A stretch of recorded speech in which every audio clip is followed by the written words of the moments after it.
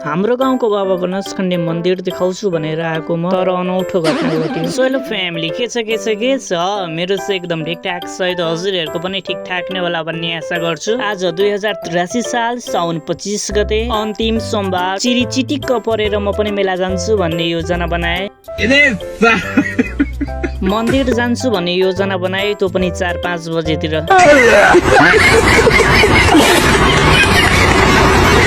हामी जाँदैछौँ बाबा बनस्कन्ने मन्दिर। साथीहरूसँग जानुको मजै बेग्लै छ नि। हामी चाहिँ अहिले लगभग आइपुगिसकेको छौँ। तपाईहरू पनि हेर्नु होला एक झलक मेला। तपाईहरूलाई थाहा छ के अनौठो घटना घट्यो भनेर? हामी 2-3 राउन्ड मस्तसँग घुमेर जुस खान आए। अनौठो घटना के घट्यो भने नि, मेरो मोबाइलको ब्याट्रीको चार्जै सकियो। यो मेरो लागि अनौठो घटना भयो। म यो कहिल्यै बिर्सिने छैन। मोबाइलमा चार्ज नहुनुको कारण न्युजमा पनि आएको थियो लाइन जान्छ 1-2 दिन बिहान। अनि यो चाहिँ मेरो साथीको मोबाइलबाट भिडियो लिएको हो। त्यसमा पनि हल्का फुल्का मात्रै चार्ज थियो। यति धेरै बब्बालो रमाइलो भयो नि, झाकी डान्स सान्स यति बब्बालो रमाइलो भयो नि। तर के गर्नु, देखाउन पाइन तपाईहरूलाई केही छैन। यो भिडियो मात्रै हेर्नुहोस्। यो भिडियोको मैले तपाईहरूलाई म्युजिक सुनाएँ भने कपिराइट देखाउँछ, त्यसैले म यो भिडियोको म्युजिक चाहिँ सुनाउन सक्दिनँ।